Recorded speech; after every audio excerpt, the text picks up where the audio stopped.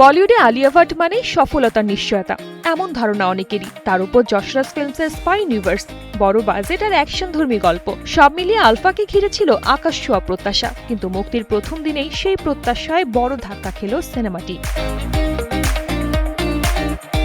Sec নিলকের তথ্য অনুযায়ী শুক্রবার মুক্তি পাওয়া আলফা প্রথম দিনে ভারতে আয় করেছে ৯ কোটি রুপি। বিদেশের বাজার থেকে এসেছে আরও প্রায় ৫ কোটি রুপি। সব মিলিয়ে প্রথম দিনের বিশ্বব্যাপী আয় দাঁড়িয়েছে ১৫.৮০ কোটি রুপিতে। প্রেক্ষাগৃহে দর্শকের উপস্থিতিও প্রত্যাশার তুলনায় ছিল বেশ কম। এক লাইটেই নিশ্চিন্তে চলে দিনের পর দিন। Walton emergency bulb, the best emergency bulb.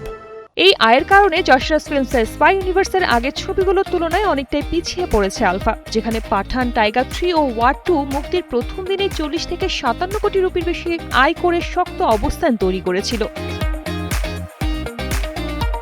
তবে আলিয়ার আগের ছবি জিগরার প্রথম দিনের আয়ের তুলনায় আলফা কিছুটা এগিয়ে রয়েছে। তাই প্রথম দিনের ফল হতাশাজনক হলেও সপ্তাহান্তে সিনেমাটি ঘুরে দাঁড়াতে পারে বলে আশাবাদী নির্মাতাদের।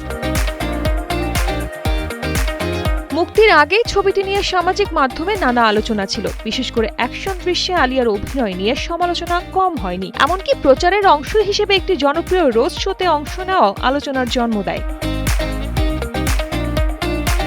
ভারতীয় সিনেমায় বড় বাজেটের অ্যাকশন ছবিতে এখনও পুরুষ তারকারাই বেশি প্রাধান্য পান। সেই জায়গায় নারী কেন্দ্রিক স্পাই থ্রিলার হিসেবে আলফা দর্শকের মন কতটা জয় করতে পারে তার উত্তর মিলবে আগামী কয়েকদিনের বক্স অফিসেই।